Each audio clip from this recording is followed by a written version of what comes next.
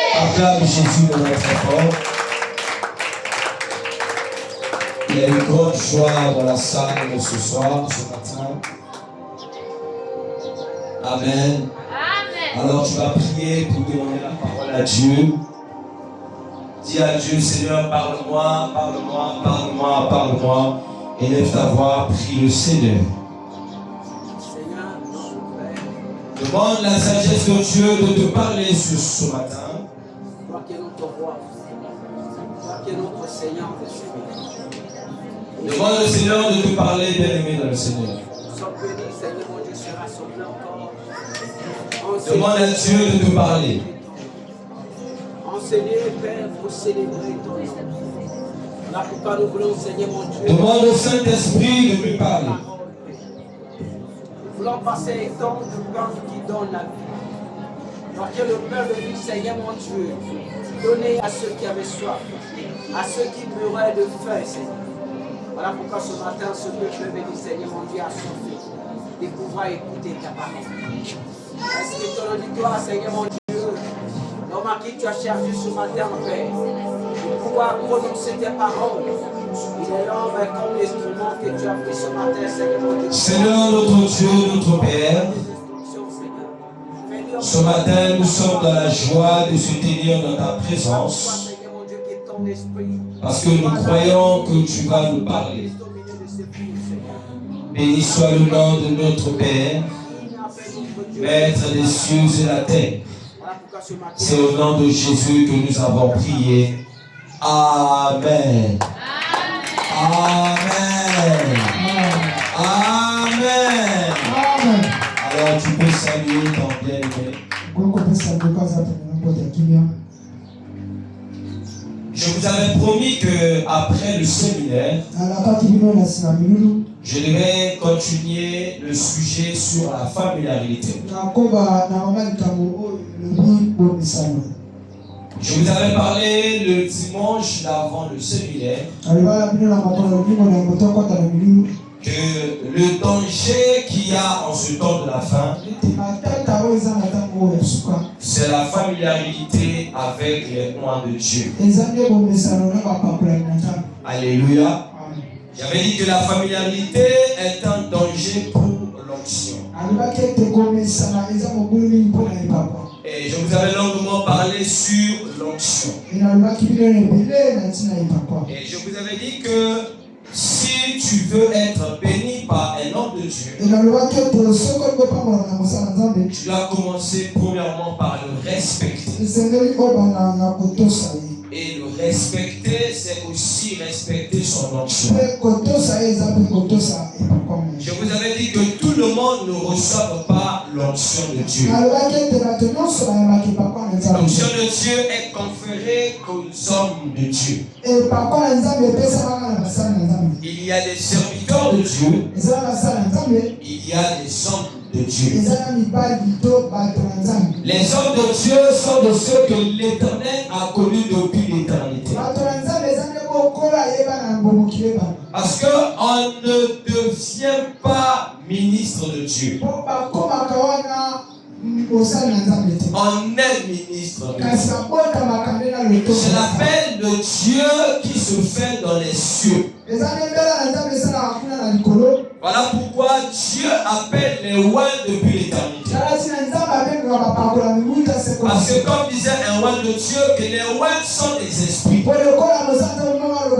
Ils sont connus depuis l'éternité.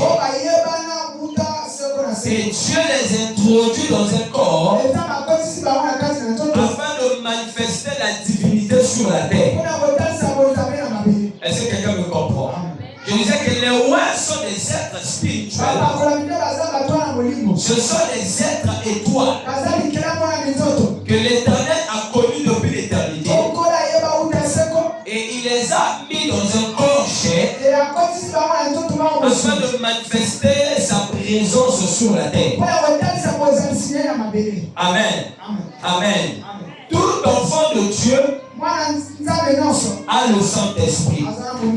Tout enfant de Dieu peut avoir la puissance du Saint-Esprit. Parce que c'est des choses qui marchent avec les enfants de Dieu. Et l'enfant de Dieu aussi peut avoir la plénitude de l'esprit. Mais l'onction va au-delà de tout ça. Amen. L'onction, c'est Dieu lui-même qui vient habiller un corps humain afin de se manifester sur la terre. Le type de l'onction, c'est Christ. Amen. Jésus-Christ est l'onction sur la terre. Jésus n'est pas la plénitude seulement. Jésus n'a pas que la puissance. Jésus est lui-même l'onction divine sur terre. Amen. Et un autre type de oint, Moïse. Amen. Moïse, il était oint de l'Éternel. Amen. Dans Exode chapitre 7, verset 1er, vous verrez là-bas que Dieu dit à Moïse, Moïse, vois, je te fais Dieu devant Pharaon. Les oints sont des dieux venus sur la terre pour accomplir la volonté de Dieu sur la terre. Est-ce que je parle à quelqu'un? J'ai dit que les oints sont des dieux venus en chair afin d'accomplir la mission céleste sur la terre. Les oints sont différents des êtres normaux. Leur ADN est différent des humains. Alléluia. Voilà pourquoi Jésus disait, vous êtes des dieux, mais vous mourrez comme les autres. Parce que les oints sont des dieux qui ont porté le corps de chair pour révéler la divinité sur la terre.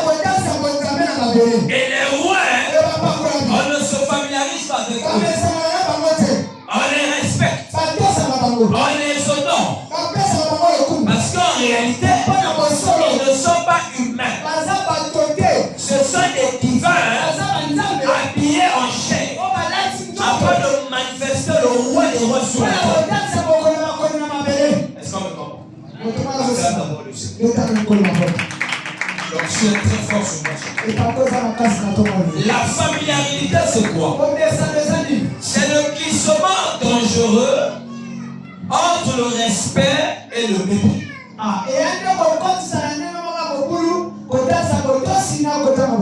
familiarité, c'est un glissement dangereux du respect vers le mépris.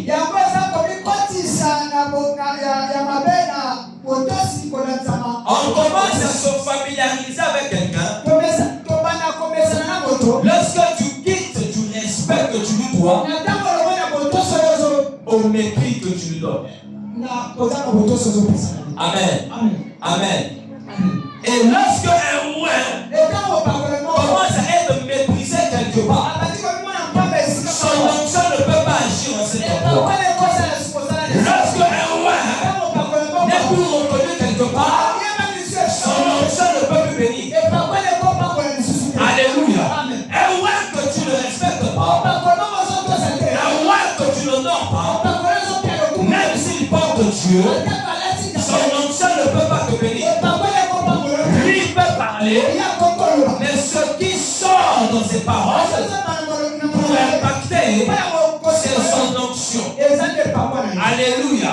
Et l'onction réside dans l'âme du oint. L'onction réside dans l'âme du oint. Voilà pourquoi, avant que Dieu appelle un oint, il lui fait passer par son école. Les oints ne s'improvisent pas. Les oints ne sont pas des personnes qui sont établies par des hommes. Les oints, ce sont des personnes qui vivent des expériences surnaturelles avec Dieu lui-même. Les oints sont des personnes qui vivent les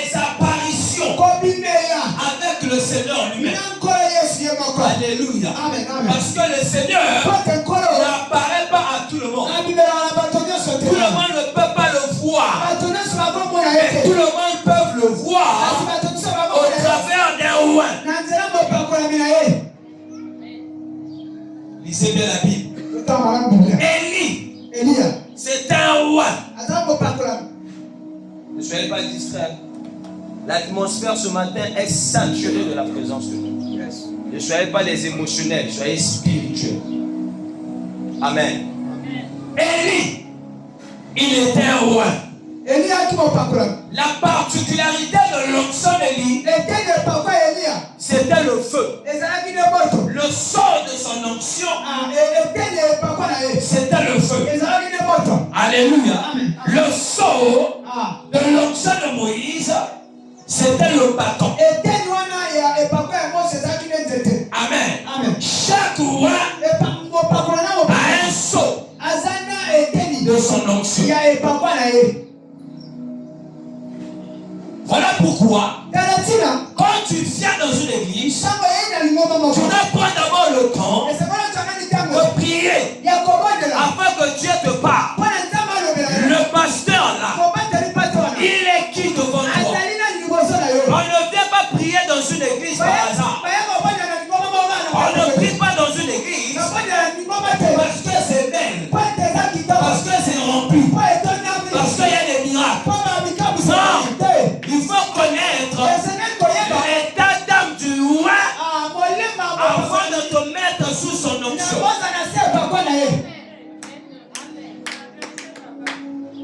Tu dois connaître l'identité spirituelle de l'homme de Dieu afin de te mettre sous lui.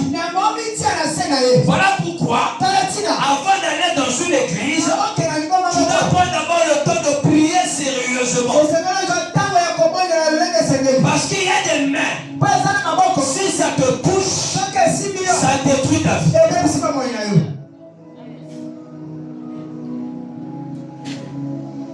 Il y a des présences.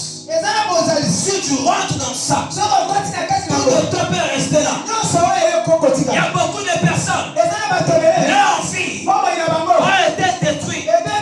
Pas par le diable, mais parce qu'ils sont entrés sous les onctions et ne connaissaient pas. Dans les choses de Dieu, faut arrêter les habitudes. Ne vous habituez pas avec ça. Un roi que tu ne connais pas ne permet pas qu'il te touche. Même si Dieu l'utilise, Dieu l'utilise oui. Mais est-ce que Dieu t'a dit d'aller le voir pour qu'il prie? Aujourd'hui, beaucoup de pasteurs ont un problème de complexe. Pourquoi? Ils ne se connaissent pas. Alléluia. Amen. Dans le monde spirituel, tout est question de loi et de principe. Les rois sont des personnes qui marchent avec des interdits. Parce qu'ils connaissent Dieu. Pas parce qu'ils ont lu la Bible. Les rois, même sans la Bible, ils prêchent Dieu. Parce que lui, il n'a pas connu Dieu dans la Bible. Il a connu Dieu par des expériences d'apparition. Je suis dans l'onction. Les rois n'ont pas besoin d'aller étudier Dieu. Alléluia. Amen. Tout le monde peut aller étudier Dieu dans l'école des hommes. Mais un roi étudie Dieu dans l'intimité avec son esprit. Parce que c'est l'esprit de Dieu qui enseigne au roi comment marcher avec Dieu. Allez, les enfants au couloir. Les couloirs sont saturés. Alléluia. Amen. Voilà pourquoi j'ai dit, on ne se familiarise pas avec les serviteurs ou les oins de Dieu. Même s'il est apparenté. Même si c'est quelqu'un que tu vis avec lui. Tu ne connais pas les nuits quand il dort. Qu'est-ce qu'il rencontre? Les ouins sont des personnes qui vivent de la discrétion spirituelle. Alléluia. Amen. Ce sont des personnes, leur vie est caractérisée par des secrets spirituels. Les ouins ne disent pas tout. Voilà pourquoi quand vous voyez un homme de Dieu qui parle n'importe comment, il ne connaît pas le Dieu qu'il est. La force des ouins, c'est leur vie d'intimité. Et l'intimité ici, ce n'est pas d'abord le fait d'aller te cacher quelque part et prier. L'intimité des ouins se passe dans son cœur. La Bible déclare: heureux ceux qui ont le cœur pur, car ils verront Dieu. Les ouins sont des personnes qui n'ont qu'en eux la nature de Dieu. Et cette nature, ça se révèle par le fruit de l'esprit. Yes. La particularité des ouins, c'est l'humilité. Tout ouin doit être censé être humble. Un ouin qui n'est pas humble, il n'est pas ouin. Il est serviteur.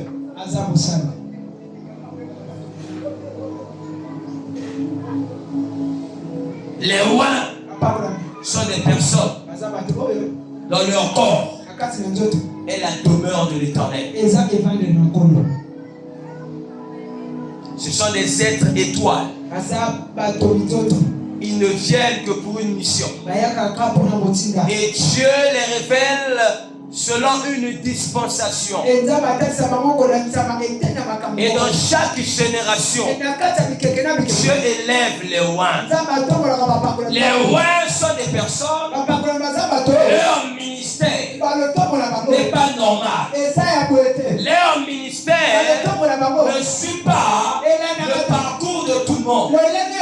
Parce que c'est Dieu lui-même qui les conduit en fonction de sa mission. Les ouins, quand Dieu les révèle, ils deviennent des sujets de challenge. Ils deviennent des sujets de controverse. L'apparition des ouins dans une génération étonne ses contemporains. Parce que le ministère des ouins est toujours accompagné des signes divins.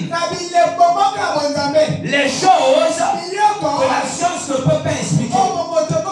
Les choses l'intelligence humaine ne peut pas comprendre. Alléluia. Quand la Bible dit il y a des choses que l'œil n'a point vues, que l'oreille n'a jamais entendues. Mais ces choses-là, Dieu les a préservées, Dieu les a gardées pour ceux qui ont de l'amour pour nous. Et c'est à nous, par le Saint-Esprit, que Dieu les a fait connaître. Les ouins sont des personnes que Dieu introduit dans ses cycles.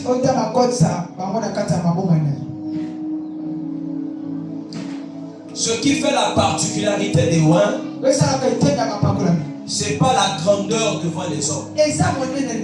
C'est pas la foule. Mais les ouins attirent aussi la foule. Amen. Mais ce n'est pas la foule qui fait de quelqu'un ouin. Mais c'est la qualité de son cœur et de l'esprit qui l'habite qui fait de lui ouin de Dieu. Voilà pourquoi c'est dangereux de vouloir s'habituer avec eux. Marc chapitre 6, verset 1 à 6. Écoutez les dangers qu'il y a lorsque tu veux t'habituer avec un ouin. Et le ouin lui-même, c'est Jésus. Nous sommes ouins par Jésus-Christ. Marc chapitre 6, verset 1 à 6. La Bible dit ceci. Jésus partit de là et se rendit dans sa patrie.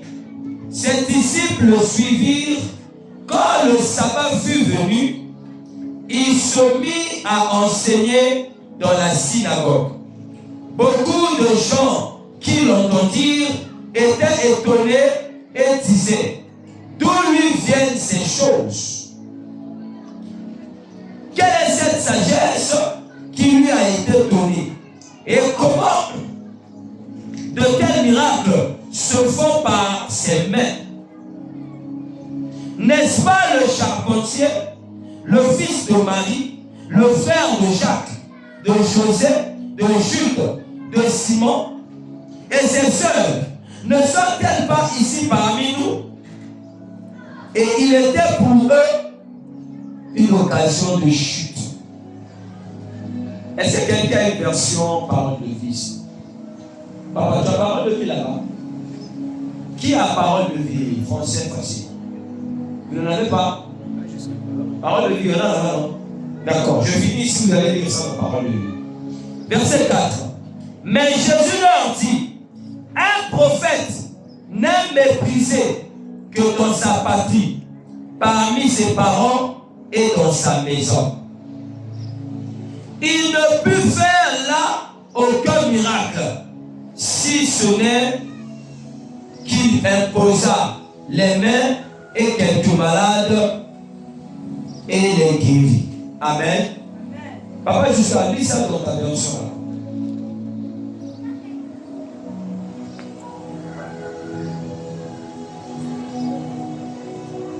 Version parole de vie. Est-ce que tu as trouvé? Marc chapitre 6, verset 1 à 6. C'est bon?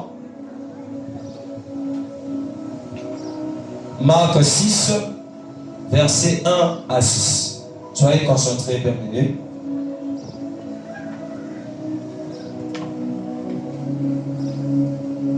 Là-bas, c'est un peu plus clair par rapport à 8 secondes. C'est bon, si tu n'as pas trouvé, je peux continuer. Voilà. Marc 6, verset 1 à 6.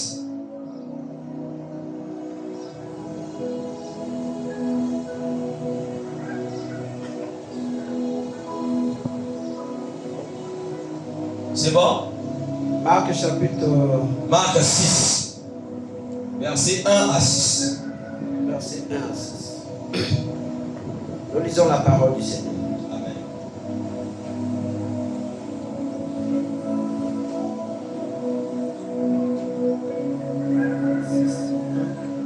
Marc 6, verset 1 à 6. Marc. Jésus quittait cet endroit. Ok. Il va à Nazareth, la ville où il est grandi. Ses disciples l'accompagnent. Le jour du sabbat, il s'est mis à enseigner dans la maison des prières. Il y a beaucoup de gens. En l'écoutant, ils sont très étonnés. Ils disent: qui lui a appris tout cela? Ok. Cette génération qu'il a reçue, qu'est-ce qui est? Et ces miracles qu'il fait, comment le fait-il? Pourtant, c'est bien le charpentier, le fils de Marie, le frère de Jacques et de Josué, de Judas et de Simon. Et ses frères vivent ici chez nous. Et cela empêche les gens de Nazareth de croire en Jésus. Alors Jésus leur dit: un prophète est respecté partout, mais sauf sa ville, dans sa famille et dans sa maison. Jésus ne peut faire aucun miracle à Nazareth. Pourtant, il guérit quelques malades en posant les mains sur leur tête. Amen. Alléluia. Acclame la parole de Dieu très fort. Voilà la preuve du danger de la familiarité. Jésus lui-même, il en a été victime. Jésus a grandi à Nazareth. Comme moi, j'ai grandi dans ce quartier qu'on appelle Jamaïque. J'habite la rue Gagna. Alléluia. Alors, Ceux qui ont vu Jésus à Nazareth l'ont connu en tant que qui? Charpentier, le fils de Marie, leur ami. Ils connaissent sa famille, ils connaissent ses frères, ils connaissent même leur nom. En Jude, Simon et tout ça. Ils connaissent ses sœurs. Peut-être que certains ont attraqué même ses sœurs. Alléluia. Alléluia. Mais Jésus, il a grandi à Nazareth. Et quand Dieu l'a appelé, Jésus est parti partout. Il est allé à Capernaum, en Judée, en Samarie, partout. Jésus faisait des grandes choses. Alléluia. Alors que Jésus, dans le souci, déjà vous devez savoir, Nazareth, ça signifie rien de bon ne peut venir de là. Les noms des quartiers, les noms des familles, les noms des personnes peuvent traduire leur comportement. Nazareth veut dire rien de bon ne peut venir de là. Jamaïque, ça signifie quoi? La folie, la drogue, l'envoûtement, la sorcellerie. Jamaïque.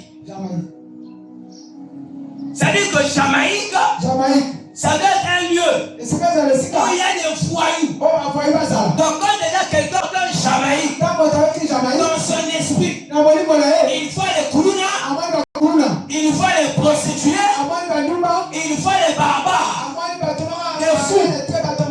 C'est la raison pour laquelle on ne peut pas croire qu'un homme de Dieu sérieux peut être dans un tel quartier. C'est ça Nazareth. Vous pensez que si Dieu veut vous sauver, il va aller prendre un étranger.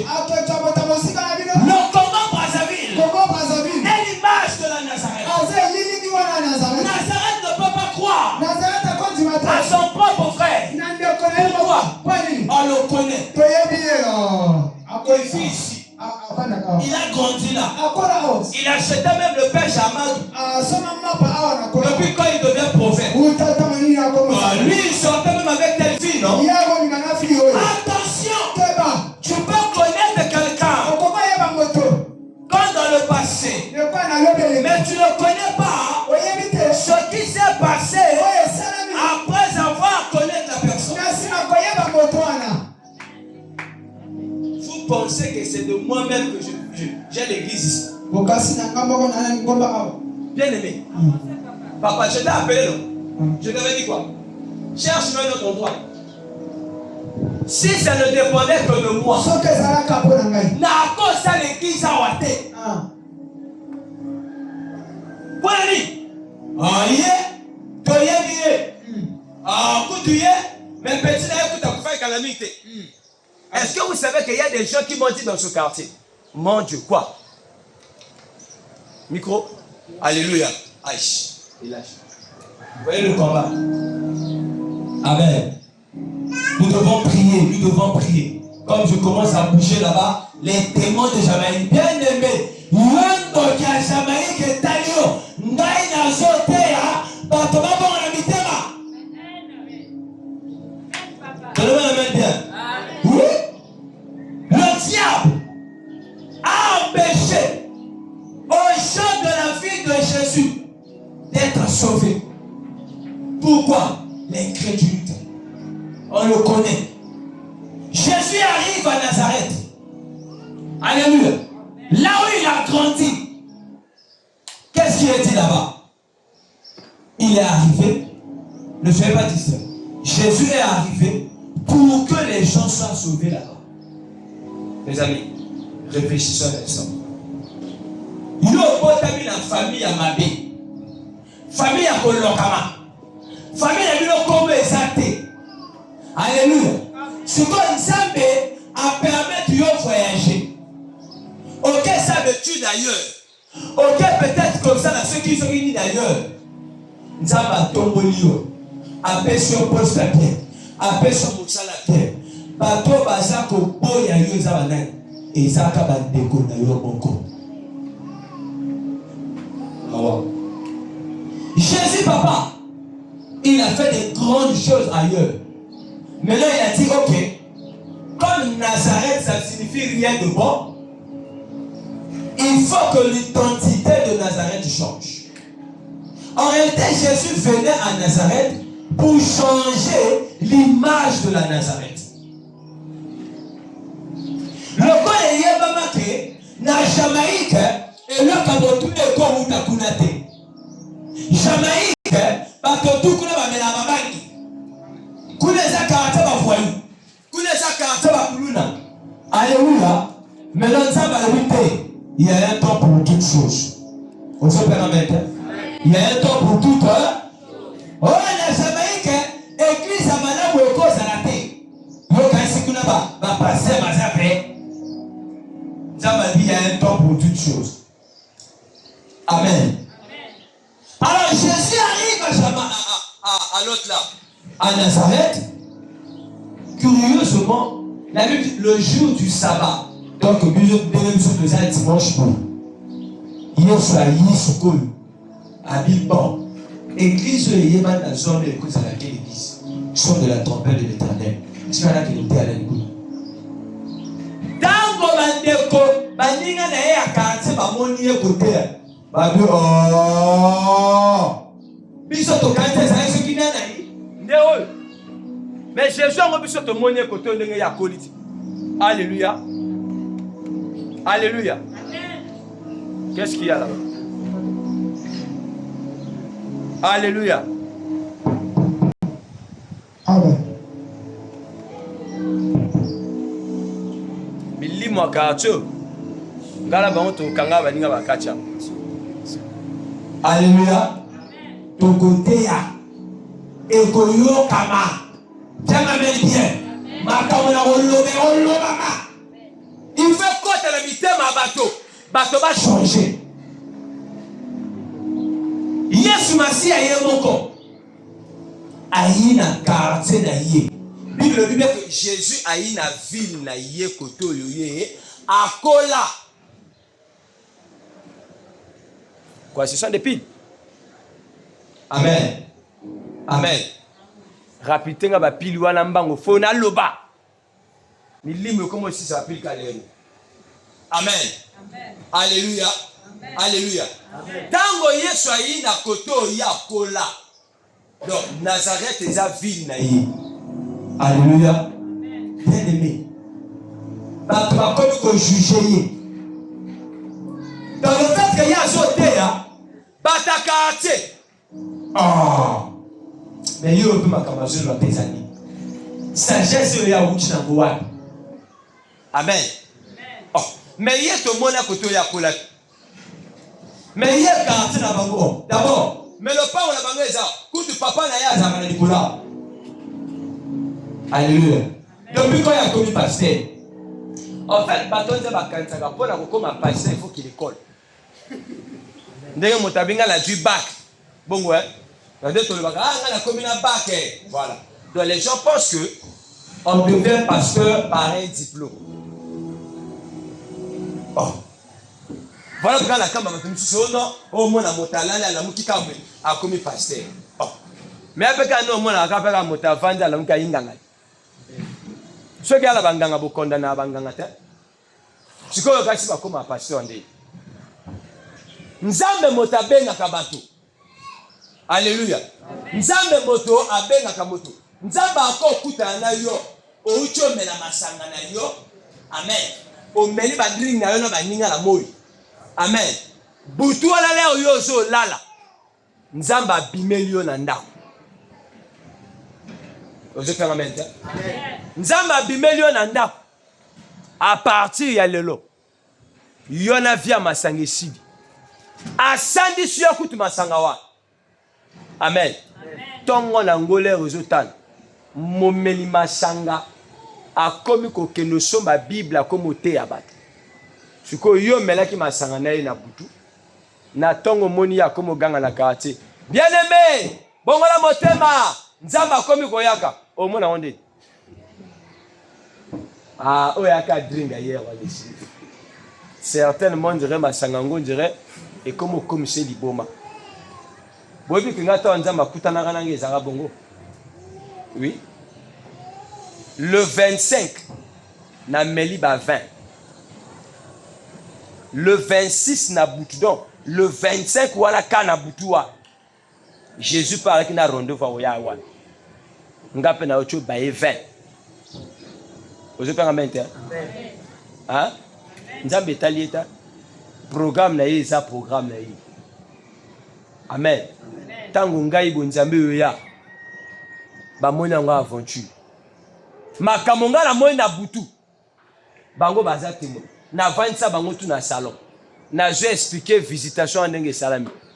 Motali boso a douté nango propre grand frère nanga moko ah petit wana eza ba film yo tala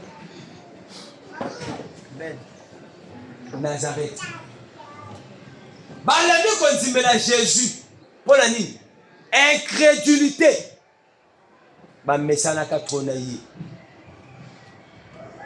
soko so mesana moto ata moto wana zo tambola na nzambe ndenge nini nzambe na ya koki kopambola yo te donc façon na yo ya komona moto wana échanger te à cause la moninga na yo mais dès l'instant que nzamba sa investi onction likolo na ye ki moninga wana il faut faire attention avec ça alléluia ki moninga wana il faut faire attention avec voilà pourquoi des fois nzamba komaka exigeant na ba ona ye oh non, il y a l'inga suko fréquenté batoté de pas comment mon sala nzambe teint et ali niveau et lo que coach na kati na ye yango muteza ko empêcher ya za la trona bino parce que tant ya ko va na bino bino vous rappeler ye toujours le passé na ye vous rappeler que ba makangu na ya kala vous rappeler que be erreur na ye oh na kata bozoba bozo sala bozo bate que malédiction peso la tarabine parce que onction et makambo bilo bolo ba ate onction yebiye lokola ndenge nzamba zo témoigner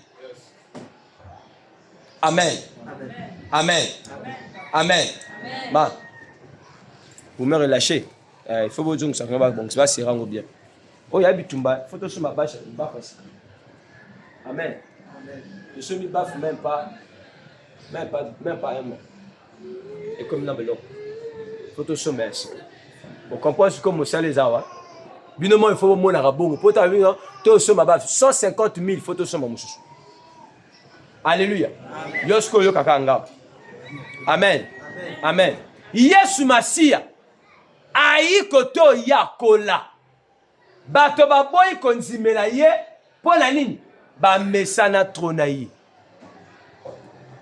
ba comme mona ba faiblesse na ye yo que là va lobi oh mais n'est-ce pas c'est le charpentier bisos comme la bisos oh gao mais ya la moto ma chérie vous me le voilà si comme bazo bateke moto bango ba yeba kaka zalaka moto ba chérie et puis ta ba benga nga moto ba chérie na mitunaka ba mona nga la quelle chérie ah toi tu as vécu avec moi nga sa ya kana moto nga voilà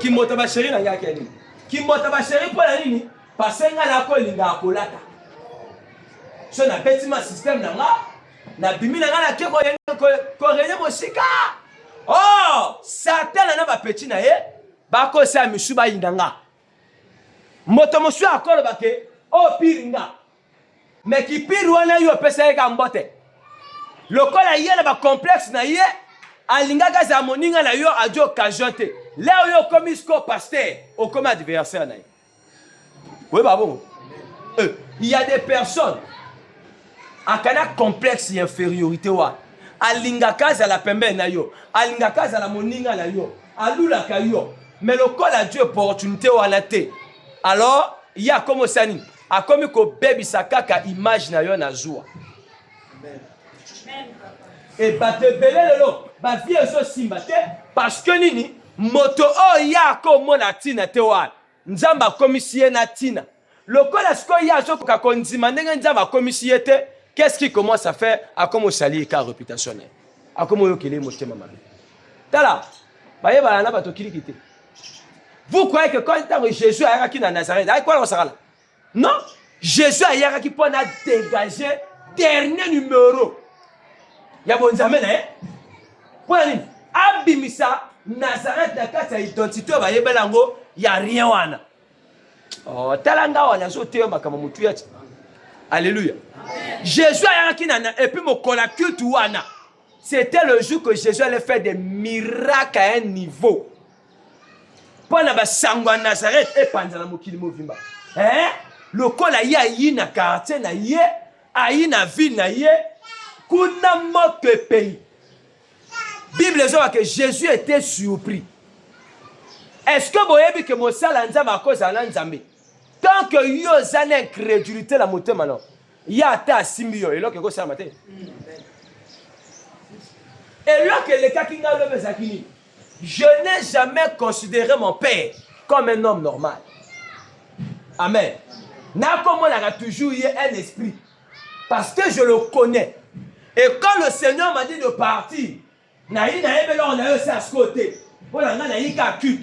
Mais Nzamba yeba kini nga na yo ça. L'air kaka ya ngale to monani. Donc il y a la micro sur la tanga mission ngane ekutani. Et c'est comme on dirait quelque et c'est comme que je outa kune zo kota. On dirait change zo salam. Malebe banjo pima. Ma vie a été bénie. Alléluia. Amen. Il y avait des milliers de gens. Mais pourquoi le Seigneur a voulu seulement qu'il lâche ses paroles sur moi? C'est parce que je n'ai jamais considéré comme un homme normal.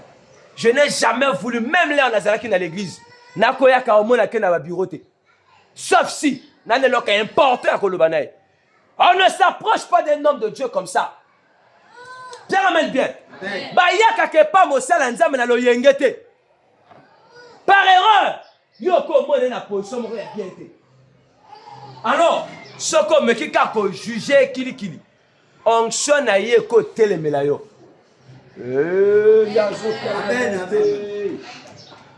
Oh non, ye mosala nzambe pa ko zala be. Siko solo mosala nzambe zala ndeni.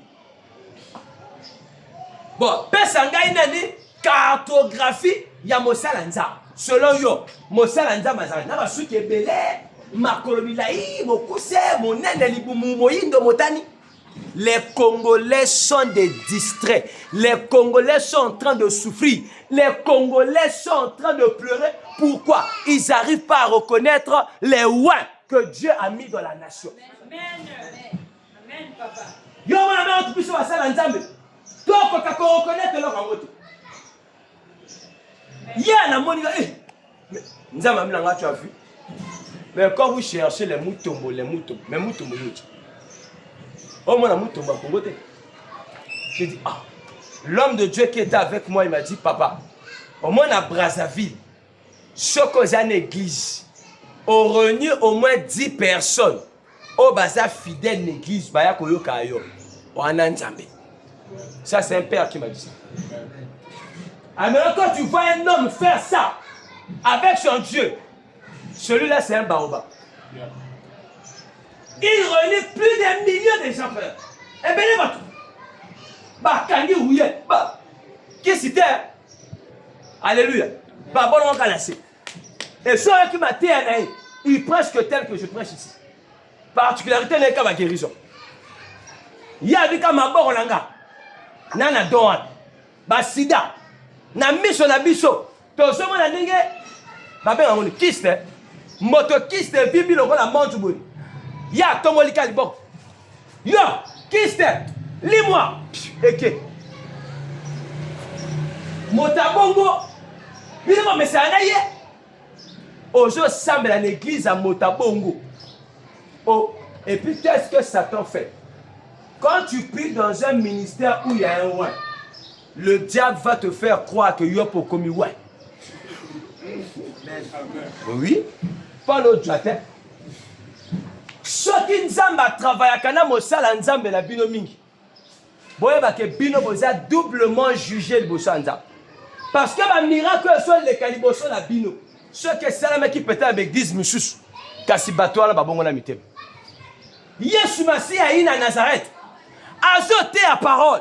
Bato bazo refoulé parole na ba raisonnement la bango. Bazo ta biro na. Ah, kota la ya dit-le. Au pasteur, un peu français, à éviter Bendé. Toi, les autres, les quatre, la carte, ça m'a canissé. Parce que quand je prêche comme ça, moi je parle, mais l'onction, il regarde dans vos cœurs. Qui capte, qui ne capte pas, qui rejette, qui accepte. Voilà pourquoi beaucoup de gens, motaye église kamba na liboso, tanga ki akena miracle. Oh mana, mosala ndama zo te ya zo na. Pourquoi? A message tronaï. Papa zo te ya, il est la commandante, il y a zo vanara. Après ce tourner ba te église à Bossani. L'habitude. La familiarité et à la katanga komi koto salisusu makambo eza ya sacrité. Oya ke église loke zandu. Ozo bosa kozo kende kokuta na nzambe. Familiarité komaka. Tango ozo ya kana présence ya nzambe, oza lisuna soif te. Bona kende ka parce que ça dimanche. Ça c'est jouer avec Dieu. Et on les a comportement na biso na mboko. Mboka na biso eza na problème. Makambe simbate. C'est parce que tozo kanta ke makambe uta na gouvernement. Bien aimé, au moins ba chef d'état ne ba vanjwana. Ba que nous fouka maka shot banganga. Shot ba sala nzambe. On les appelle les conseillers occultes. Est-ce que vous avez bien? Ndeko zo mona bango wana. Ba décision bango ba jouaka. Et uta e pa na bango ti. Il faut conseiller, va vendre. Et mon chef de l'État, elle va conseiller dans le domaine tout. C'est obligatoire.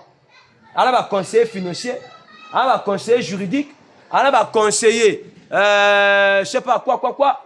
Elle va conseiller spirituel.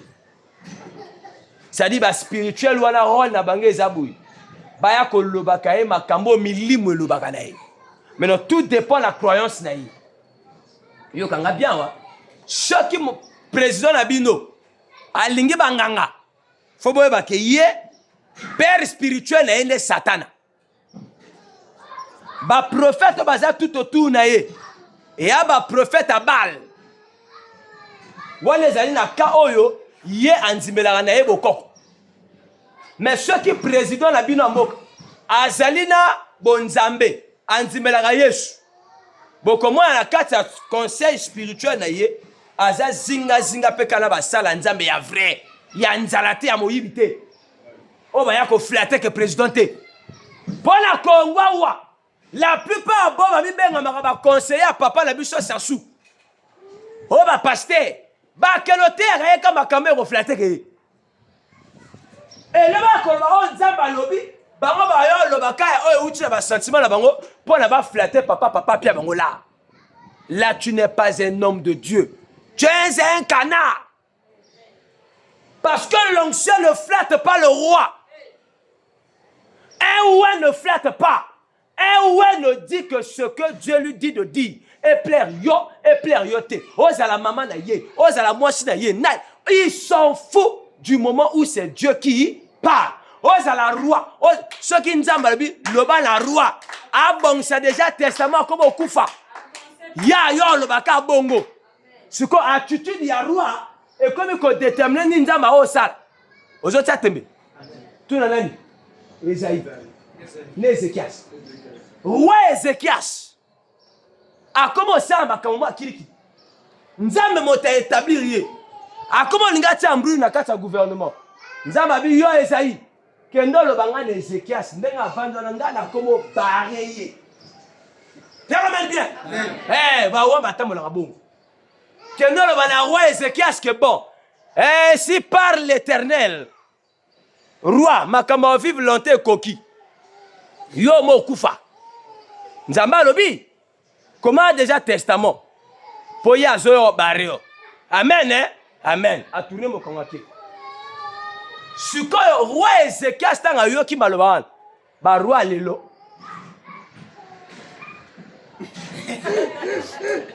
Allo bata Asa Rama. Oh monsieur, venez ici. Parce que le roi sera ça le bi. Le barreau comme un décret. Roi ta sali. Ah la pambolio bakomi. Asa le bi. La parole du roi est un décret. Tango Esaïe a lobby. Roi. Yo modae. Roi Bangi.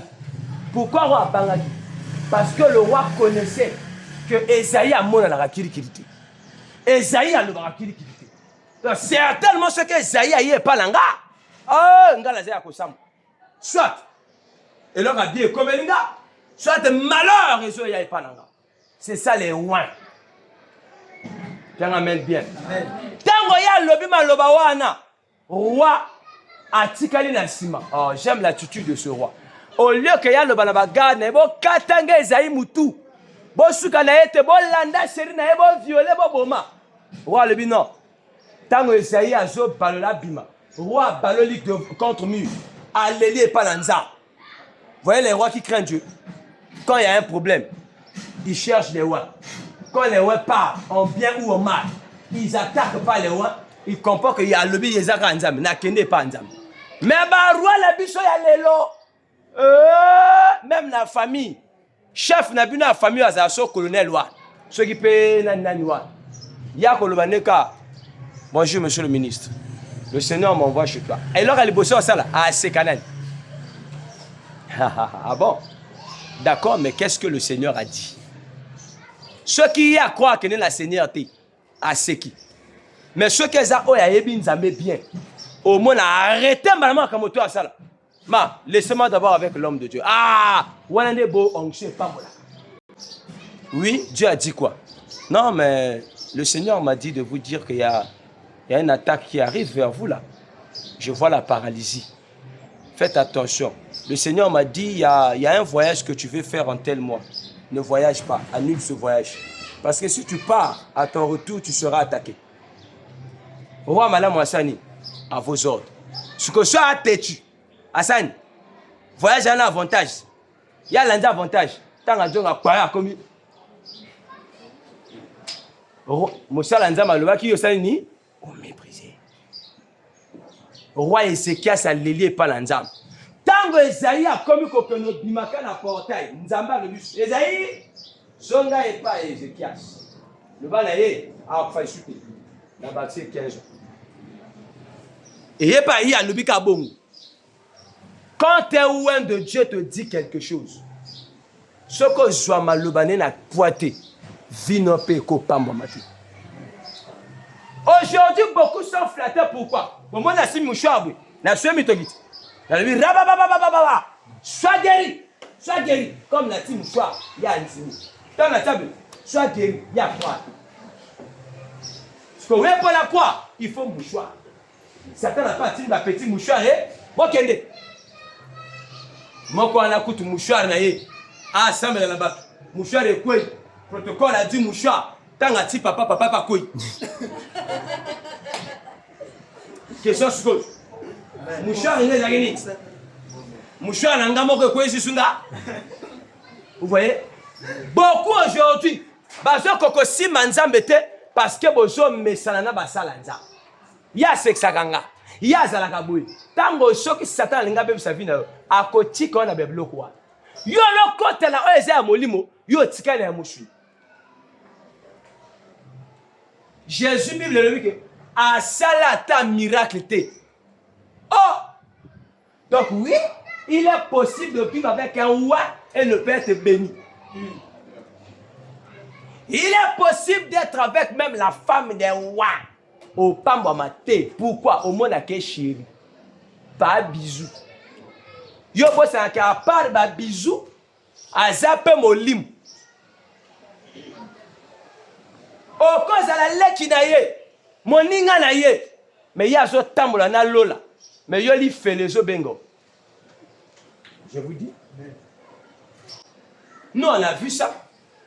On a des frères, ils savent qui tu es, mais Satan lui dit ne crois pas en lui, ne crois pas à son ministère, preuve ne le soutient pas aussi. Maintenant lui préfère aller soutenir quelqu'un qui ne connaît pas sa vie. C'est ce qui m'étonne maintenant. Bon, imagine yo va na moto, yebi vi na yendengeza. Yo zo kwa na yete. Ozo pofo kwa na moto ta mususa melaka bangi ava ya hotel. Webe ke misu azabongo. Papa, ndana salaka na ndeko moble na kimaka ye. Ndeko wana prophète, yo ka ye prophète. Yesko pour prophétiser femme la bière.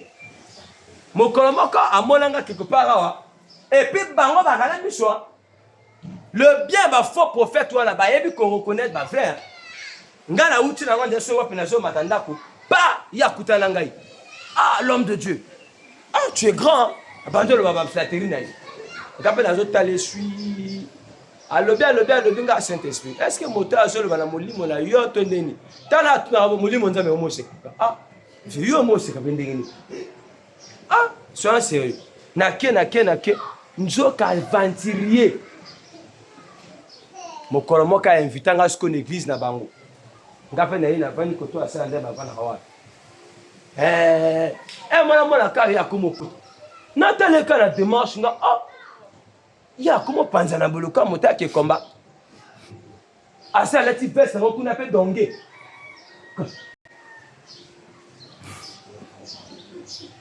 oh démarche ba prophétie maintenant ngala sakala grâce moko boye eye la ranga nzamba yoksa nga shola milima ba donc ce que za na vie moko bo sala ka en secret nzamba ko mata shola lisumu wana clair tango ya zo ya ngali kola che na banjo yo ka sola masanga loko na zaki na brasserie ga nana baidinga ça de sabizina bien aimé moi na mobali atanga fongoli pi a banjo te ya oh ba révélation ga mona te a dinga bible kangi catch Bible comme on la tika ngai ba remeleke bele. Ga alléluia. Na la fin. Les onga na zo PC shalom. Tanga le baka shalom. Monoko sola masanga. No yo toko. Do l'air ya zako sala ba chan wana ngana bule nguya njoka nde nga kasi akoma ki Yves na Saint-Esprit njoka masanga se ngusaki yo zo sala musala nzambe masanga Saint-Esprit alubi na ngomoni basé belé misu ba mela na bangi parce que côté le madame yo moment na tawa ya sa témoignage lenga témoignage ya yo ikamonzamba asali yango na misa bien aimé dans le Seigneur tala bato bien aimé dans le Seigneur pourquoi oyebi pona yo tele madame sa bato lo baboye et aka bilor mi balé ko sala soit ba démon à domination soit onction Saint-Esprit mais le ba misuzo bazali onction te ake pa ngunza pienzete que ce comment que noter à Tsamanda Mandeto na poche et peut se courage à kutala bato. Alléluia. Amen. Alléluia. Amen. Ba mesala kana ba sa na nzambe te le ba mon voisin. Le ba ne ba mesala ba sa nzambe te. Mosala nzamba sa moto il faut qu'on respecte que yé. Amen. Surtout ce qui nzambe a sa témoigner yo na bo nzambe eza na kati na yé. Même si c'était à une fois, bien aimé. Tala. Vous voyez que bateau va jouer à biso nengeni. Le cas n'a sauté à femme va courir. Ah, papa n'a quoi ici batoté. Ngambo na quoi ici batoté. Ngate bien aimé. Ngala yebi nengeni kakate. Ngala yebi na ngate. Ngala yebi kake. Tango ngala ko simba. Nzamba osali ni a osimba yo. Mendele ko lekana na yebi na ngate o. Na ko sabina na yeba na ngate. Ngama olobi na ko yaki. Côté la poumbi. Voilà, on se regarde, voilà mon pépette. Tamaïgaba, reçoit. Ce que yo ça défaut et l'effort, yo ne go résister, yo mal, chef à teke. Alléluia. Na tu yanga pas. Les rois qui m'ont dit nzambe zate. Fallait bosser à papa. Bana lelo papa zo tia maboko. Ya zo te monter papa ka ye pa le loka nzambe kwa. Et kota ko tuta. Tala ne ozara payen ti de. Les ouin. Et ça bato ba transporta kabo nzambe na kati na bango. Pona ba pambola libota. Ba mesana na bango. Ndenge ni yo ko yeba. Ko komo mesana mosala nzambe. Et attends, je suis mal le banal au sérieux. Encore le banal, on m'a levé dans la boule. Un jour, Moïse a coûté un an Kamboa. Amen. Aaron, na Myriam kana Moïse. Baké salé ba réunion. Moïse a dit pourquoi toi quand ça fait non? Et du coup la papa a zaté, tu pas la tête tongaïe. Moïse a zala quitté. Tiens amène bien. Amen. Tiens amène bien quoi? Amen. Tango bango baké ko sangana. Pour na Moïse. Bazolo banini oh. Moïse wana ya kantini. Donc il y a le bina batike non. Motako bala mwasi musu ya mboka ba payate. Siko yemo ko mosala nzambe. Akejo mwasi étranger en ndenge. Yo. Oebi le danger comme à la vie à bateau. Les bomo lingabo gérer vie à pasteur surtout sur le plan charnel. Ceux qui mosala nzamba bimi na kati ya doctrine ya zote ya bino akomote ya bino ba fausse doctrine. Wana droit ya ko juger ya ko valisa ya tel chute. Là c'est logique. Mais ceux que ça makamo eux etali vie charnel na yi. Le loba sala nzamba misusu mona temi na chair. Ah ça va to compte rendu à makama libala na chair. Je vais répondre au peuple de Dieu. Yo. Où est le je ne peux pas monter ici, commencer à vous raconter les histoires de ma maison. Ce n'est pas ça ma mission. Oh, la chair est sacrée pour ceux qui sont consacrés. Awa mataka côté à Yesu. Au bandi na Yesu, aussi na Yesu. So yo komi ko yo rendre bato ba compte. O komo ya ko tirer baninga misu a flèche wana komi mo pagan. Tiens amène bien la komo ko six. Myriam. Ya le kola kasa azakina dans prophétie. Basé belé bongo ba Myriam. Ba ma prophétesse. Le kola ya katika mona ka ba vision. Donc le kola ya mona ka donc mission wana ya katika yika mo. Njoka ya mona ba parce que ça na se ya oncha moto yo asola kana nzambe. Ah attention. Tu peux rester sous un oin. Il y a des grâces qui se manifestent en toi. C'est pas parce que Dieu travaille avec toi qu'il est avec toi. Il est avec le oin. Amen. Dieu est avec le oin, mais c'est l'esprit du oin qui est avec toi. Oh. Dieu est avec le oin, mais c'est l'esprit du oin qui t'accompagne parce que tu es sous lui. Va demander à Géasi. Amen. Hein? Ah oui, oui. Géasi était le serviteur d'Élisée. Quand le roi Naoum est venu le voir avec les présents, Élisée a boya ba présent. Petit naïe a bengi moana. Amoni or. Abo papa a distrait. Comment papa a koboye belembong aboyi? Pendant ce temps gagné à toi dans l'ampiak. Ya salin. Tango chef wana comme zonga na mbongo na. Mwana salin. Atiki papa na oya. À quel landa chef wana nzela. Amen. Oh non, mon conjoint n'est pas bon. Bon, papa le dit qu'il y a wana parce qu'apparemment. Alors il y a qui Jabiloko papa boyaki. Amen. Si quand il y a Jabiloko wana, à qui bombango. A pas eu le col à moto à outil nulle part. Papa tu ne yo où tu as. Oh, n'a quelque part. Oh, quelque part ouais. Oh, nalaka singa ka. Elisa le binaï. Mon esprit n'était-il pas avec toi lorsque tu parlais avec le roi, un tel pour qui te donne les prisons? Il dit ainsi parle l'Éternel. La lèpre qui était sur le roi s'abat sur toi. Bien aimé, jusqu'aujourd'hui, famille il y a nani ya Elisewan, il y a moi Elisewan. Et ben la aka lèpre. Si là.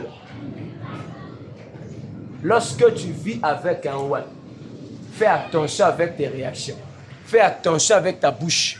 On ne ment pas à un oin de Dieu. Maman Père amène bien. Soko bala musali na nzambe. Luko iye baza quel type à musala nzambe. Amen. Ya basala nzambe misusu. Ba pasteur moto ba benga bango. Hein? Ezalaka nango pe. Amen. Dieu m'a établi. En moi, j'ai des fils. Mais l'onction qui agit en moi, agit dans mes fils. Et si mon fils respecte les interdits de mon onction, il vit avec ça. Amen. Ceux qui osent moi sinaye, au moment où l'école a yazaka moi, là que ça m'a donc trompé. Onction à papa naïe et que bébé sa vie na. Comme à quoi toucher yo direct parce que yo za moi sinaye à quelqu'un na famille. Est-ce que bon? Et ngaye. Ceux qui osent le col à moi ça mosala nzambe. Et que yo za na makambo sala ka nzambe na ya sepela kate. Nzambe moya beto direct pour la sala mon serviteur n'est pas cité. À quel les gars na simana. A memika ba problème na famille na bi. Je vous dis la vérité. Ngana komponte, famille movimba, un tel kuna yibi bati kuluna. Oh kuna ndumba bati motaka. Oh yosko zanai. Moi ça pasteur. Ah, tout n'a ce question. Qu'est-ce qui se fait que ndana za moi c'est pas quoi? Mais bon ba la simananga ba bongate parce que yo nyoko la ke pas quoi. Maman, yo kanga bien. Ta mosu le o ba la mosala nzambe. Oh, ça commence à me dire, mais yo kanga bien. Si on comme qu'on manque onction respect. Na ba na bo charlin na yo. Nzambe na yeso ka siliki na yo. Ako bambom batayoti. Ake bambata mama no mbata. Oh mama lalaki, alamuki ka bwe. Oh fièvre kange ba memi l'hôpital. Siko leo yo so ba olo, mama me l'hôpital. Nzamba onction le bi kokono sa menete, ngambo na bambie ba. Ce que y'a pas moi le ballon peut-être que nous amène en mode bien bas. Liba les amis.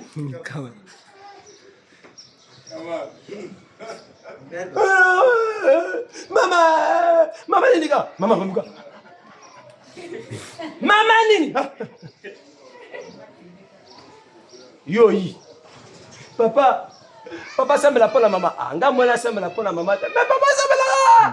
Ba famille on peut pas les bander nini yo bala pasteur maman la belle-mère yo kufa pour moi na manquer na respect nzamba fâché ah ba mi belle-mère li kofi a moi ni que ce gars bamba ki na mwana nga il faut na que noter li kama ina maman chez ina mwana nga la ke sur l'hôpital ce qu'on a la terre batonai c'est kana bamba maman le kofi pour la petite nga ke ça ko moi na yo ah la non à l'hôpital.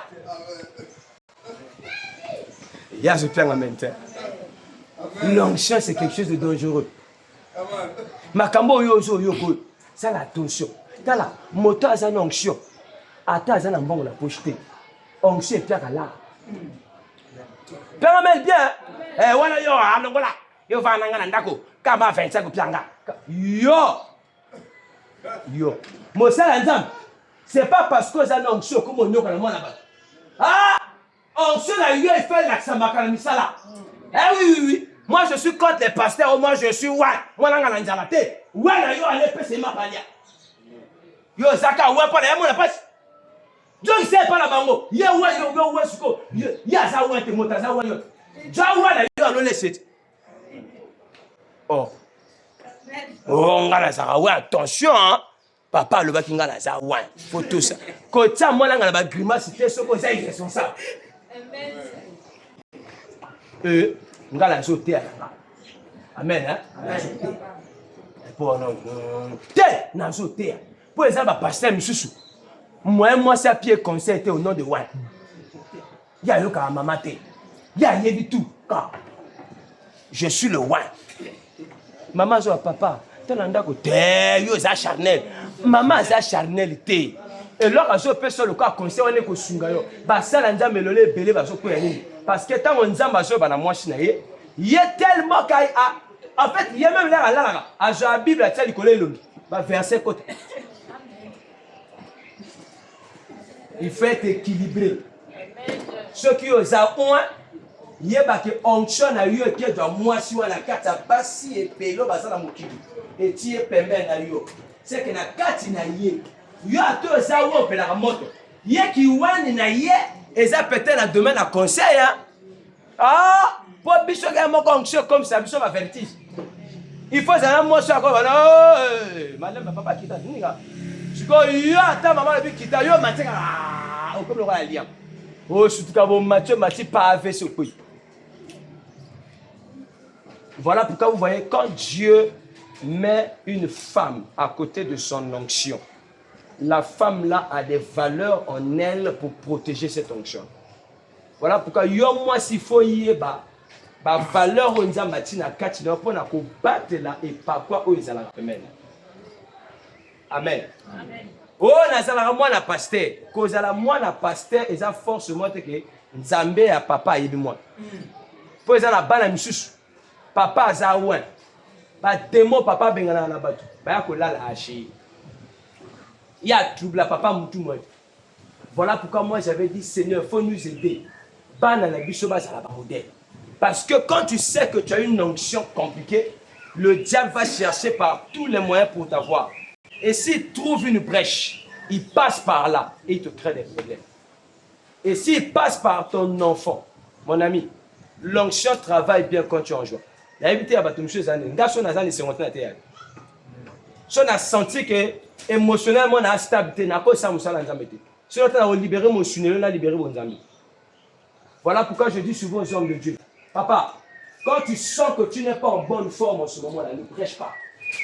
C'est la raison pour laquelle il faut avoir des fils. Les fils, écoutez très bien. On n'est pas toujours fort tous les jours. Il y a des moments, je suis faible, je ne me sens pas bien, soit malade, soit spirituellement, je sens comme si ce n'est pas bon. Je dois t'appeler. Lorsque ce que j'ai moi là, c'est spirituel. Ça l'a toujours préparé tous les jours. C'est-à-dire là, aujourd'hui, la même église, voilà. On va maintenant mater à des gens qui sont dans la tête.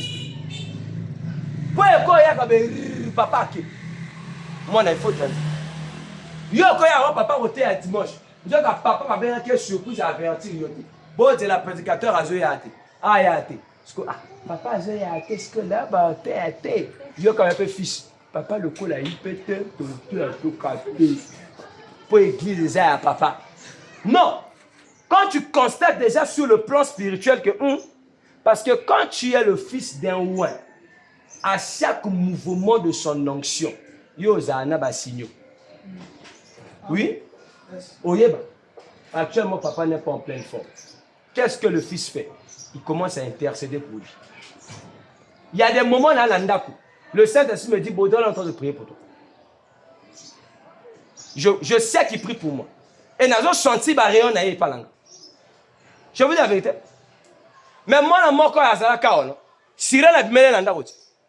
Nga na kata chambre na nga na zota ngabi. Sirène a yi compoisonné ko sale mabi. Nga na zota nga emo aussitôt na telemi na mbeto. Na banjo ganga na esprit. Sirène wala afungole matoi. Sirène afungole matoi.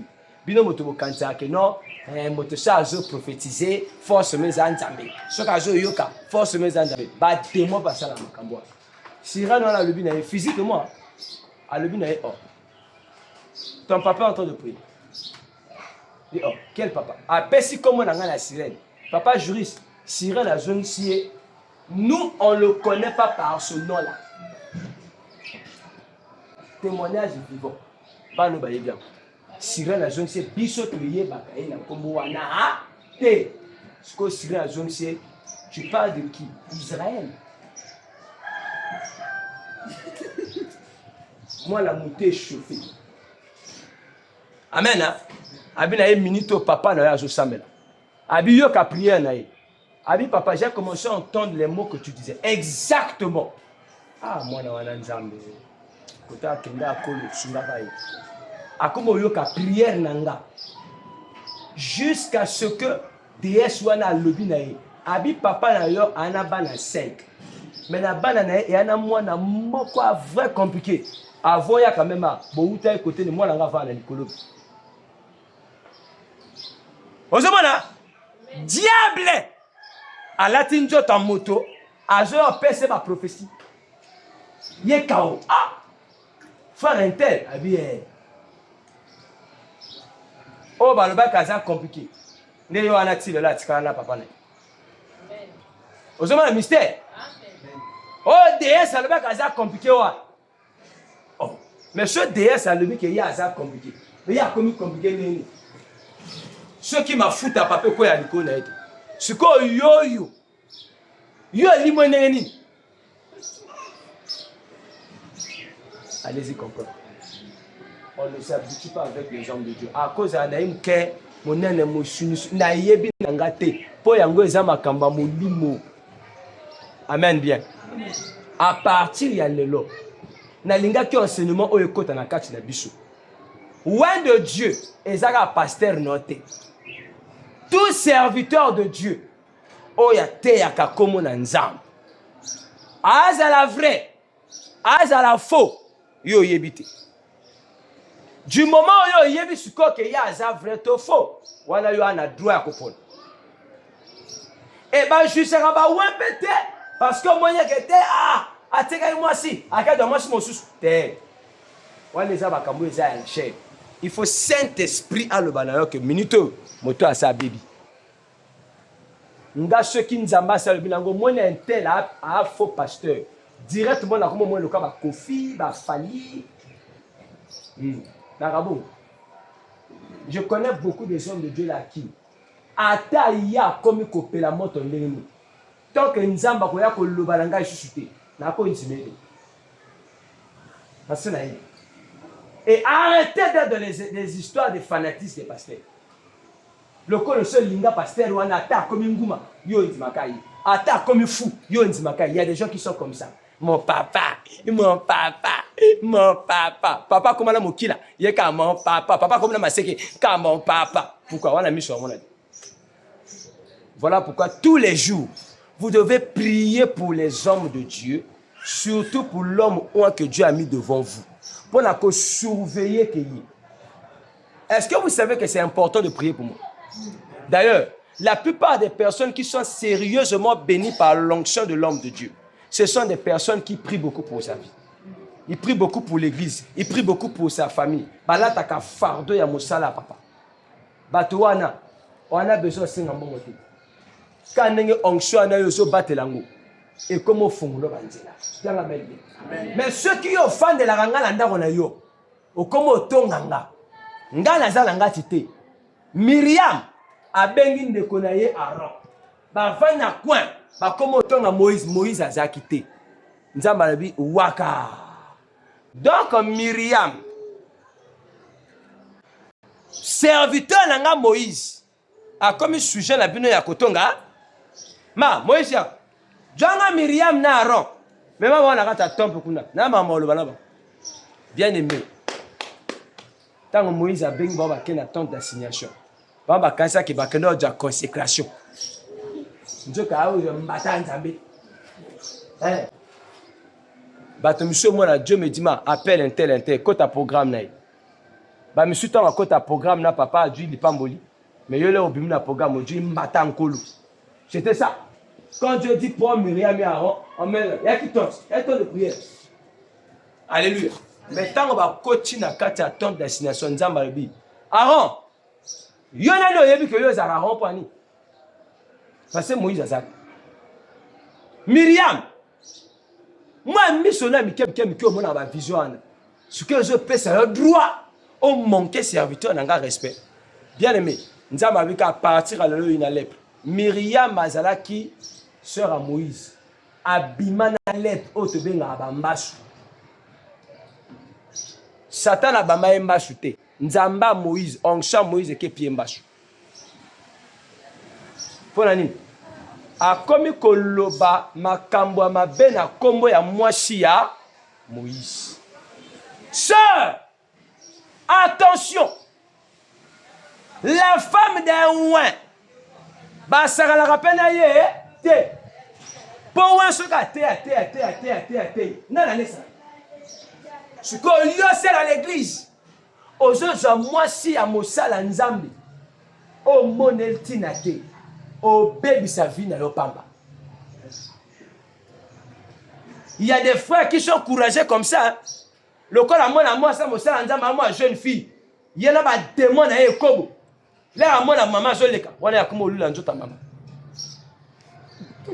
Mère, me connais, me souviens. Quand on est bon, malédiction.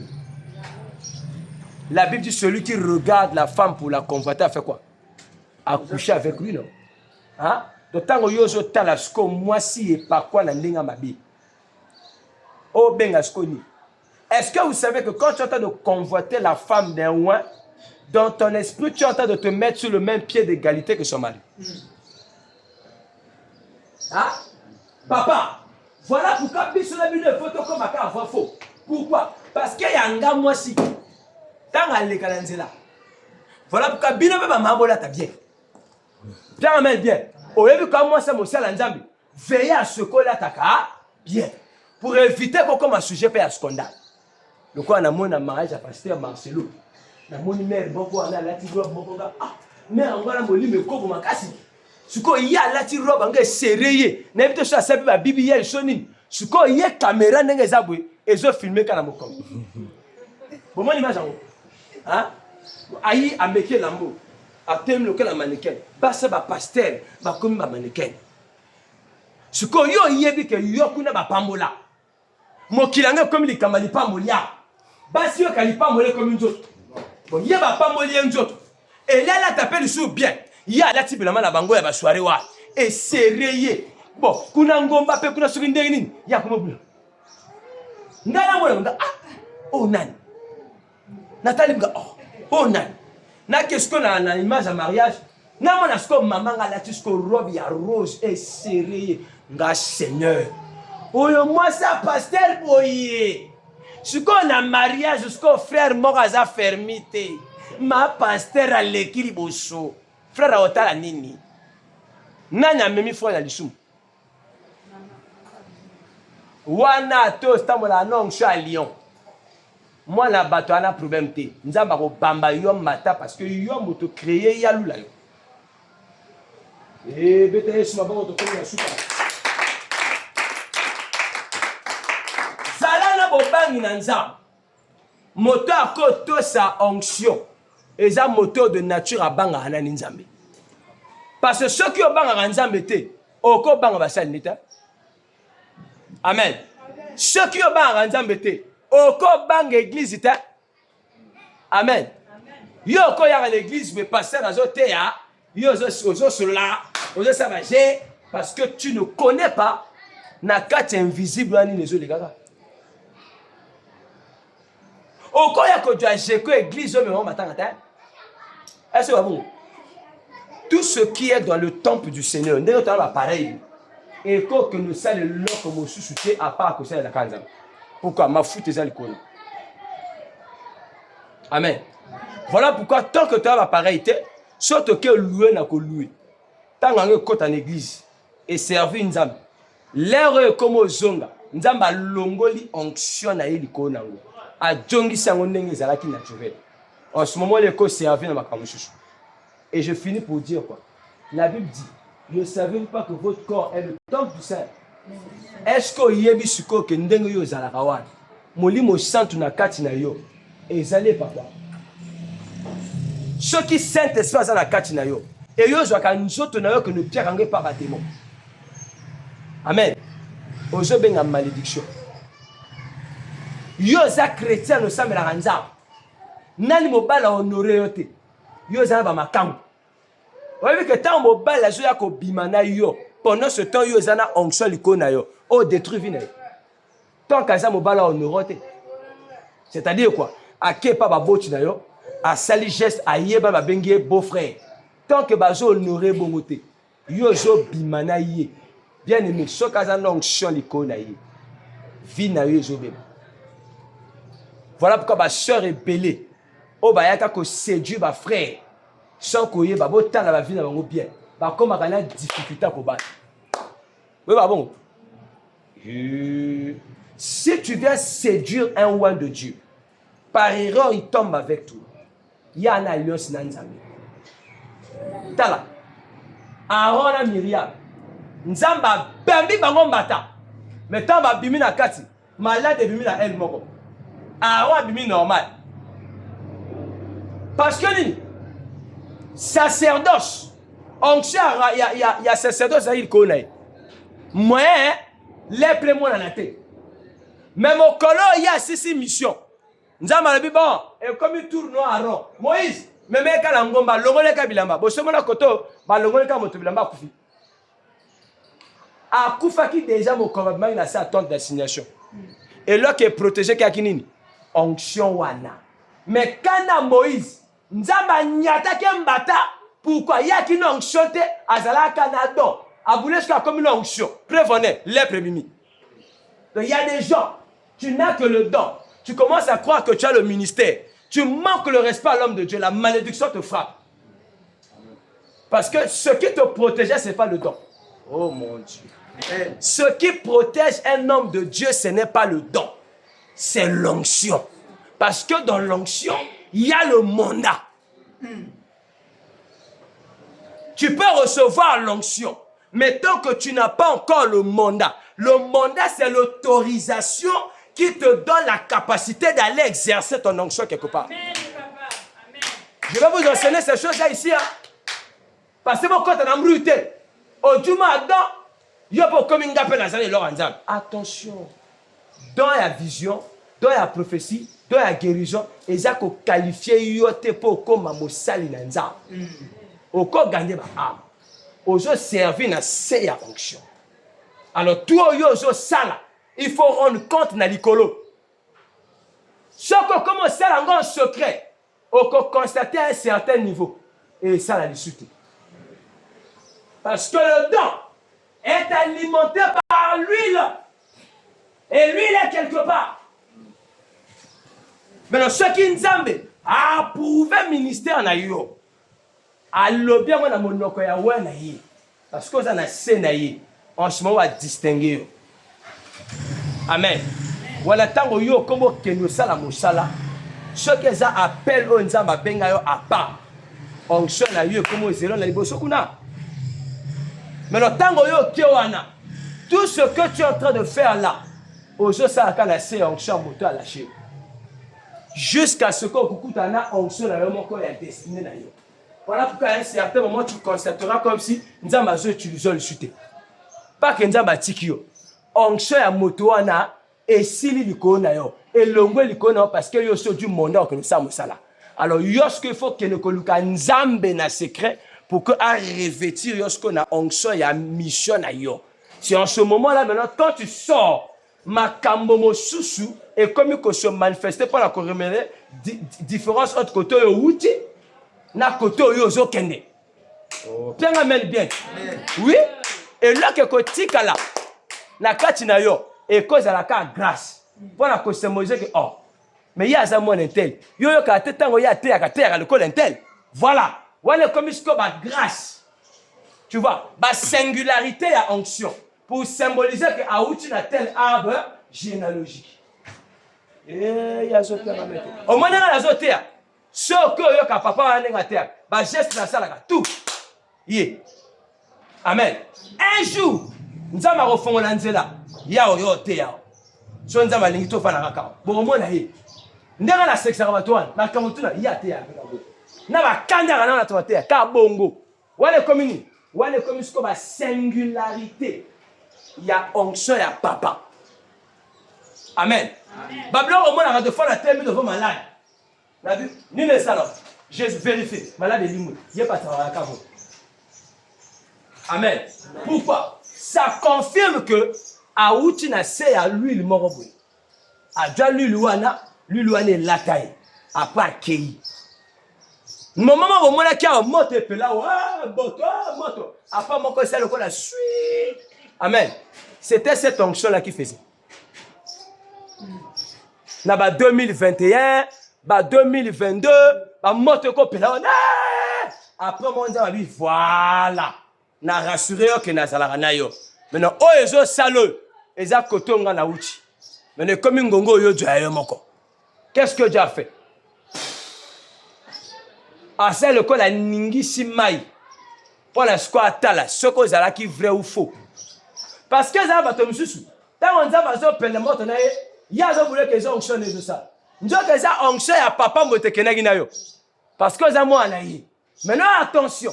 Ce que longola qui se connaît ndenga mabe. Ndenge onction anezo sila. Tange zo kende comme tika libabe. Je me demande si vous comprenez ça. Voilà pourquoi tant que l'on a ça, Zalaka toujours une bonne relation liée sur le plan physique et sur le plan spirituel. Sur le plan spirituel, pour en ça, on peut constater, malgré qu'on kenda, beaucoup de gens ont bandoto. Amen. Dans le cas de bandoto, on peut savoir qu'il y a un peu on a mon qui papa yao, a monika moto moko, na kuita semaine. Papa on a le bio, na lotier. On a comment comprendre que nous avons un peu de papa yao, na kuita semaine. Au moins va jouer tout ça la kawana, kuita semaine où yaka au parle dans ta téléwa. Nous avons c'est ça été. Parce que Dieu sait que les dimanches, même les serpents viennent les dimanches. Les vrais enfants de Dieu ne viennent pas à l'église que les dimanches.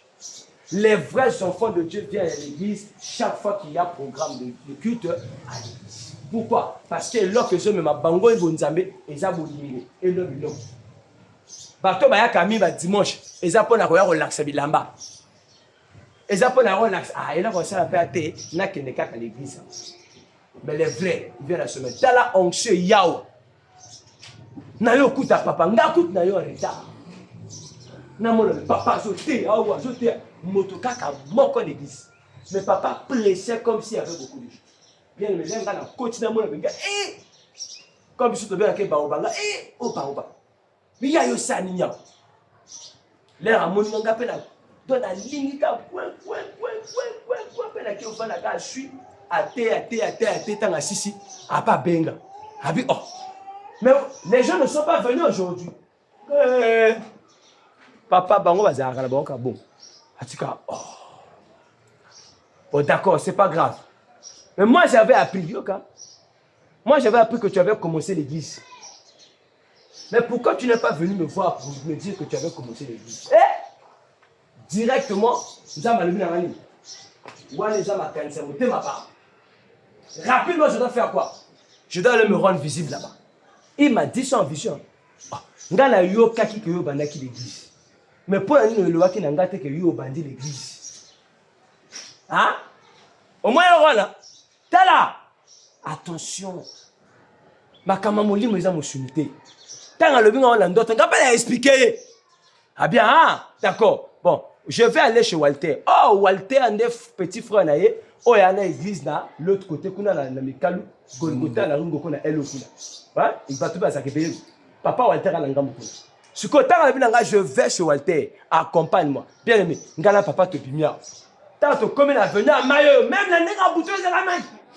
Ah, carton et lokama kalanzambe longa libabe la carton te. Même na bouton à venue on appelle ça rana maïbon. Donc comme on a maï. Papa sko ah.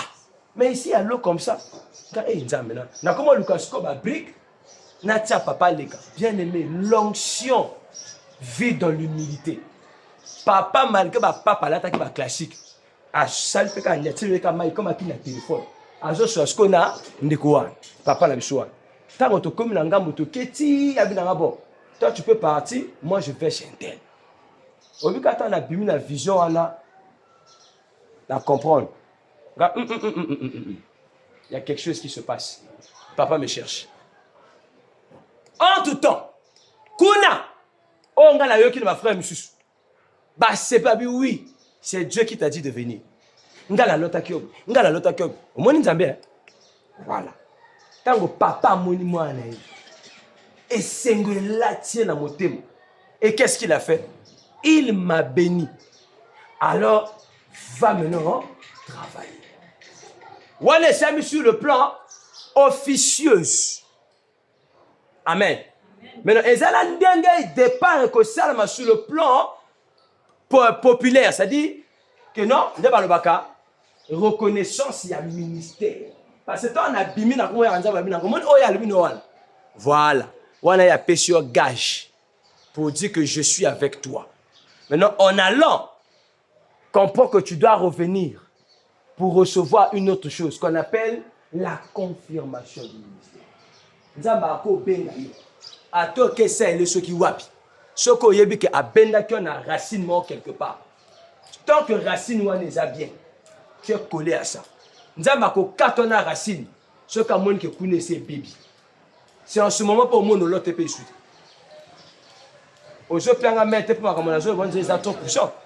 Ceux qui osent lier nanga. Tant que nga na za vrai. Signe au monde on va changer. Tant on a que le maître m'a dit monde qui on a ya tikali suko na tout ya yo na katina.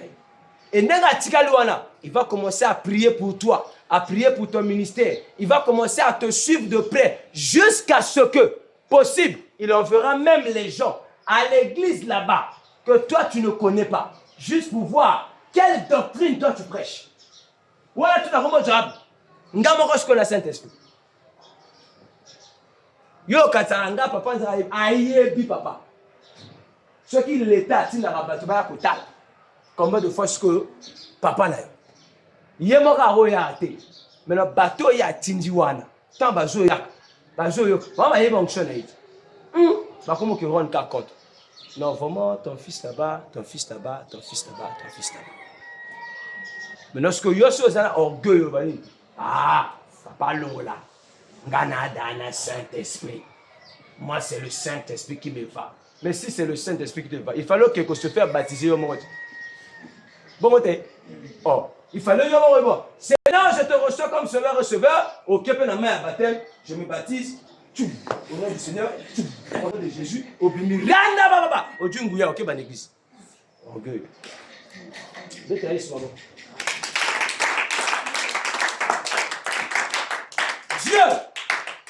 est le Dieu des alliances. Le Dieu d'Abraham, d'Isaac, de Jacob. Amen, non? Bon, ça, mais là, imagine-toi ce que il y a Zanjamba, Abraham, Isaac, et Jacob. Yo le bité.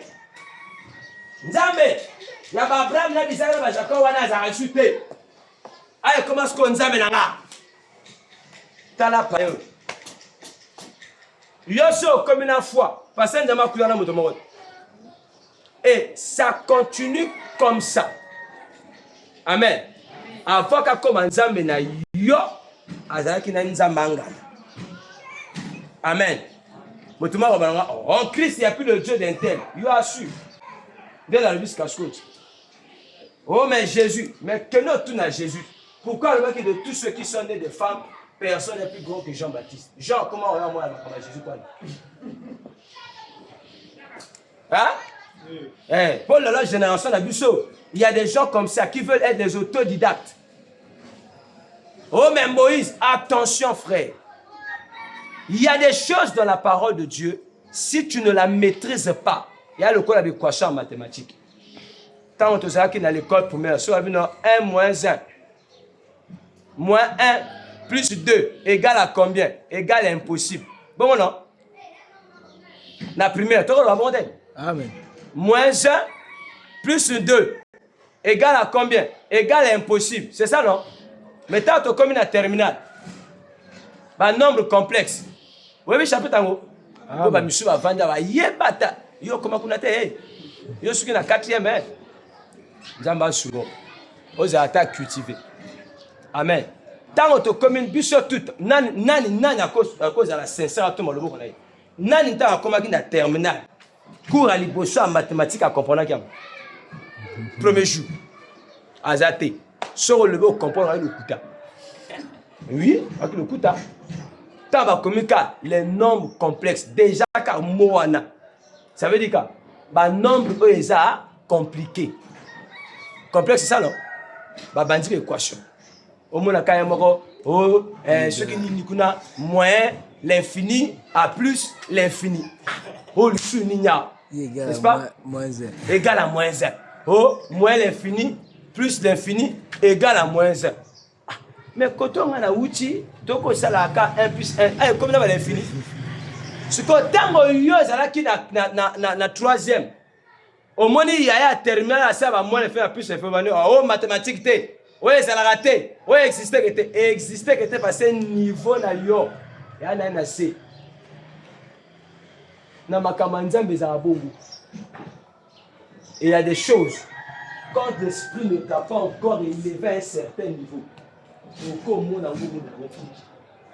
Amen. Mais quand tu commences à grandir, Dieu commence à t'éclairer par la parole. Tu te rends compte que Makambo n'a qu'à critiquer hier, c'est moi qui n'avais pas bien compris ça. Amen. Or, en réalité, dans l'homme, c'est l'esprit. Voilà comment ça doit fonctionner. Avec beaucoup d'humilité, tu dis ce mot Amen. Et tu passes. Amen. Amen. Amen. Donc, j'étais en train de vous dire que ne vous familiarisez pas avec les hommes de Dieu. Un père, Azalata na 15 ans, ce qui nous a établi vous avez le droit de faire quoi? De lui obéir. Amen. Et Dieu m'avait dit une chose pour finir ceci. La plupart des gens qui ne respectent pas les serviteurs de Dieu ont d'abord un problème d'éducation de base. Je répète ça. La plupart des personnes qui ne respectent pas les hommes de Dieu, eux-mêmes d'abord, ils ont un problème de l'éducation de base. Atikala koto ça va botinaye na nda kote. Skonde yo moteya tous. Surtout à sujet. Pire encore, baba ninga.